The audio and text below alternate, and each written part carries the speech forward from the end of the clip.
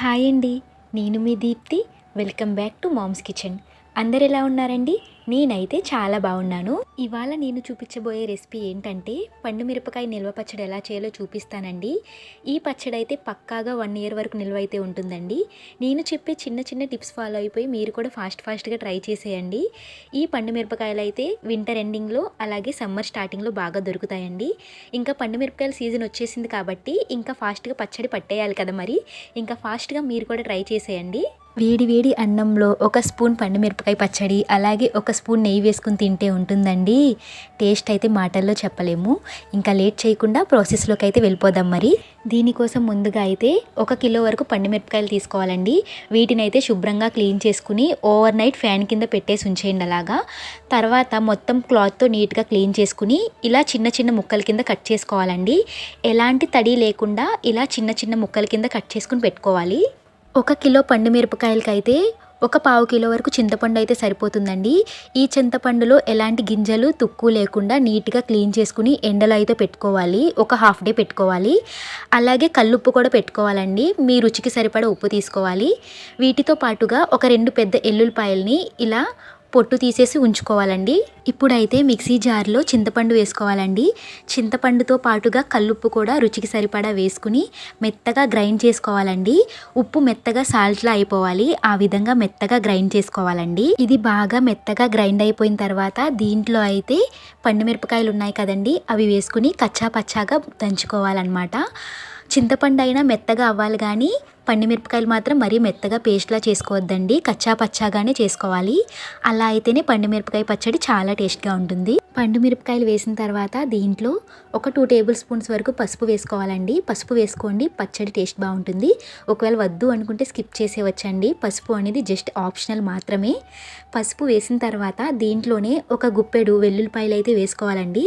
వెల్లుల్లిపాయలు కూడా వేసిన తర్వాత ఇలా కచ్చా పచ్చగా గ్రైండ్ చేసుకోవాలి. చూసారు కదా, ఈ విధంగా కచ్చా పచ్చగా చేసుకుంటే సరిపోతుందండి. ఈ పచ్చడి అయితే ఒక డే అంతా అలా ఉంచేయాలండి. మీరు ఎప్పుడు కావాలంటే అప్పుడు తాలింపు పెట్టుకుంటే సరిపోతుంది. నేనైతే ఇప్పుడే తాలింపు మొత్తం పెట్టేసుకుంటున్నానండి. నేను చూపించిన పోపు దినుసులన్నీ వేసుకోవాలి. తాలింపుకైతే కొంచెం కరివేపాకు ఎక్కువగానే తీసుకోండి. కరివేపాకు ఎక్కువగా వేసుకుంటే కరకరలాడుతూ చాలా బాగుంటుంది. తాలింపు కోసం ముందుగా అయితే ప్యాన్ తీసుకుని దాంట్లో ఒక 1/2 కిలో వరకు పల్లీల నూనె వేసుకోవాలండి. ఆయిల్ అనేది బాగా హీట్ అయిన తర్వాత ఆవాలు, మినప్పప్పు అలాగే శనగపప్పు, వీటితో పాటుగా కొంచెం ఎండుమిరపకాయలు ఇవన్నీ వేసుకుని బాగా ఫ్రై చేసుకోవాలండి. తాలింపు అనేది కొద్దిగా ఇలా ఫ్రై అవుతూ ఉండగా దీంట్లో అయితే మనం ఇంగువ వేసుకోవాలండి. ఇంగువ వేయండి, తాలింపు టేస్ట్ అయితే బాగుంటుంది. ఇంగువ అయితే మాత్రం స్కిప్ చేయొద్దు. 1 టేబుల్ స్పూన్ వరకు ఇంగువ అయితే వేసుకోవాలండి. ఇంగువ వేసిన తర్వాత మొత్తం బాగా మిక్స్ చేసుకోవాలి. తాలింపు అనేది మంటని లో ఫ్లేమ్లో పెట్టుకుని ఫ్రై చేసుకోండి. తాలింపు కొద్దిగా కలర్ చేంజ్ అయిన తర్వాత దీంట్లో అయితే కరివేపాకు వేసుకోవాలండి. కరివేపాకులో ఉన్న వాటర్ అంతా ఇంకిపోయి కరివేపాకు కరకరలాడే వరకు బాగా ఫ్రై చేసుకోవాలి. ఇప్పుడు దీంట్లోనే వెల్లుల్లిపాయలు కూడా వేసుకుని లైట్గా ఫ్రై చేసుకోవాలండి. వెల్లుల్లిపాయలు వేసిన తర్వాత మరీ ఎక్కువగా ఫ్రై చేయవసరం లేదండి. లైట్గా కలర్ చేంజ్ అయ్యే వరకు ఉంచితే సరిపోతుంది.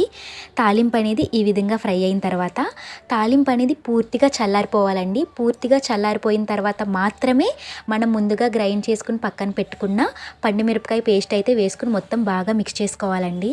మీకు ఉప్పు సరిపోకపోతే గనక ఈ స్టేజ్లో అడ్జస్ట్ చేసుకుని యాడ్ చేసుకోండి, సరిపోతుంది. ఈ విధంగా మొత్తం అంతా బాగా మిక్స్ చేసుకోవాలండి. మిక్స్ చేసిన తర్వాత ఒక 2 డేస్ వరకు అలా ఉంచేసేయాలి. 2 డేస్ తర్వాత ఆయిల్ ఏమైనా సరిపోకపోతే గనక యాడ్ చేసుకుంటే సరిపోతుంది. ఏ పచ్చళ్ళలో అయినా కానీ ఆయిల్ అనేది పైకి తేలే విధంగా ఉండాలి. అలా ఉంటేనే పచ్చడి ఎక్కువ రోజులు ఉంటుంది, పాడైపోకుండా. అంతేనండి, పండుమిరపకాయ నిల్వ పచ్చడి అయితే రెడీ అయిపోయింది. ఇంకా ఫాస్ట్గా మీరు కూడా ట్రై చేసేయండి. ఎలాంటి తడి తగలకుండా పెట్టుకోండి. తడి స్పూన్ కానీ తడి గరిటె కానీ అలాంటి ఏమీ యూజ్ చేయకూడదు.